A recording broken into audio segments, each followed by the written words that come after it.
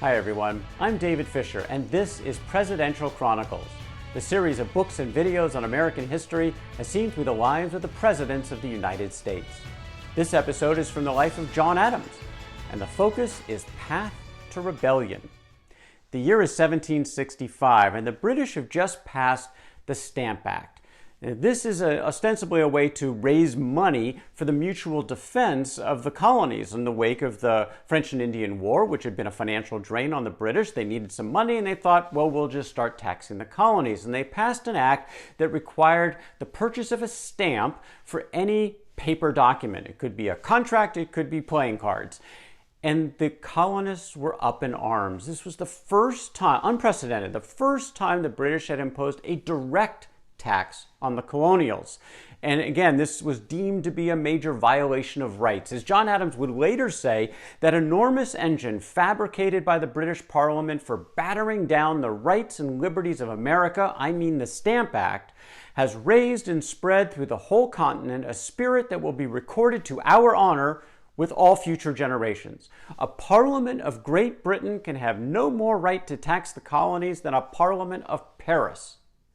Sounds like a rebel. Well, John Adams is not a rebel yet, even though the fomenting of rebellion, Boston, his hometown and or area, is clearly the epicenter. In fact, his cousin Sam Adams and his Sons of Liberty that start to crop up to protest against these actions of the British, much more radical than John Adams, who's still trying to figure out. He is still loyal to the crown. He still wants to pursue his law career within the English system.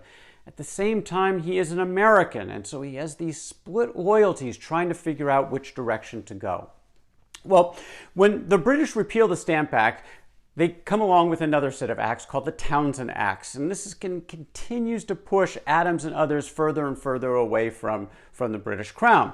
In fact, with the Townshend Acts, they brought 4,000 redcoats into the Boston area, British soldiers, to enforce these laws. So now it's an ever-present, unlike in many of the other colonies, in Boston, the British in these bright red uniforms are everywhere, and the tension is high. All of a sudden, we get to March 5th of 1770, and those tensions finally come to a head. There's a group of British soldiers, they're on patrol, and an American mob comes together and starts taunting them and throwing things at them to the point where the British were sort of backed into a corner, somebody yelled fire, and all of a sudden, 5 Americans are dead. Sam Adams, the Sons of Liberty, they call this a massacre, the Boston Massacre. The royal governor says that there will be a trial. The British soldiers, potentially guilty of murder, would be tried in a court. But who would defend them? No one wanted the case. This was not a win-win situation for an attorney to be defending British soldiers. Even the loyalist attorneys did not want to go in this direction. So who came to their aid upon request? John Adams. John Adams defends the British soldiers, Captain Thomas Preston and 8 others, in the wake of the Boston Massacre. And he does so because they're entitled to a defense. He knows it's not going to help him personally, but it's for the greater good. And this is part of that work ethic of John Adams, where he craved approbation from his community, but he would not actively pursue it. In fact, at times, if he felt it was the right thing to do, he would do the opposite. And that's what he does in defending these 8 British soldiers and their captain, and he gets them off, almost all of them. 6 of the soldiers plus the captain are found not guilty based on a fact-based review of the evidence. Adams worked really hard to take the emotion out of the case. The jury sides with Adams. 2 of the soldiers were convicted, but eventually relatively minor sentences. This is a major legal victory for Adams, but it also comes with some cost, as a lot of his fellow colonials were not happy with him, and it even cost him some business. Nevertheless, he would later say that the part I took in defense of Captain Preston and the soldiers procured me anxiety and obloquy enough. It was, however, one of the most gallant, generous, manly, and disinterested actions of my whole life, and one of the best pieces of service I ever rendered my country. Disinterested actions. These are the ones where he put his self aside for the betterment of the others and the community. That's what ultimately drove John Adams to action in many cases. Now, at the same time, Adams is still he's still split because he has loyalty to the crown, he has loyalty to his career, which he again continues to see progressing through the English system. But step by step, he is pushed away. The next step really comes in 1773, where he gets into an entanglement with the royal governor, Thomas Hutchison.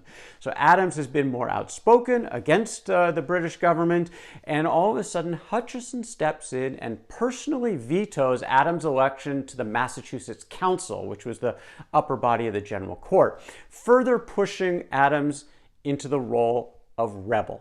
He says of the British at the time, he calls them Egyptian taskmasters who sought to subject ourselves and our posterity to burdens, indignities, ignominy, reproach, and contempt, to desolation and oppression, to poverty and servitude.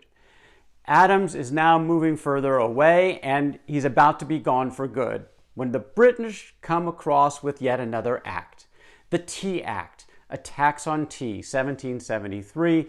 Adams's fellow Bostonians, again led by his cousin Sam Adams, a bunch of them dress up as Indians. They storm 3 British ships. They take the tea. They throw it into the harbor. It's called the Boston Tea Party. John Adams does not take part, but he's thrilled because he no longer sees anything but tyranny coming from the British, and it was about to get worse.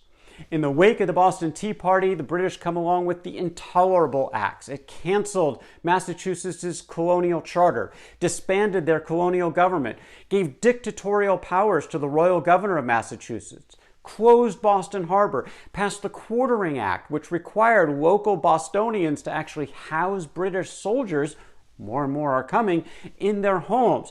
All tyrannical activities on behalf of the British in the eyes of John Adams, who is now done with the British, and in fact, he's now becoming one of the leading advocates for independence. Most of the other colonies aren't there yet. They have a kinship with what's happening in Massachusetts. They are Americans, and they feel like what could happen there could happen to me, but they're not really ready yet for a separation. So when a Congress is elected in 1774, it's going to be a clash between those who are ready for independence, like a John Adams, and those who are more inclined to have a reconciliation with the crown and perhaps just have some of these onerous and odious laws repealed. Well, Adams is elected to represent Massachusetts in that First Continental Congress in 1774. But before he goes, we're going to remember that this was also not just political, but very personal. The split loyalties within the community between the loyalists to the crown and those who are now aligned with the colonials and the independence movement. John Adams and one of his close friends by the name of Jonathan Sewall. And they meet on a hilltop outside of Boston, just before Adams leaves to go to Congress. And he comes away with that discussion saying, I knew Great Britain was determined on her system, and that determined me on mine. That he knew I had been constant and uniform in opposition to all her measures, that the die was now cast. I had passed the Rubicon. Swim or sink, live or die, survive or perish with my country was my unalterable determination. With that mindset, John Adams was off to the First Continental Congress. But that's the story for another day. That is John Adams and his path to rebellion from the life of John Adams. For more Presidential Chronicles, check out my books on Amazon.com, and don't forget to subscribe to my YouTube channel. Until next time, I'm David Fisher, and this is Presidential Chronicles.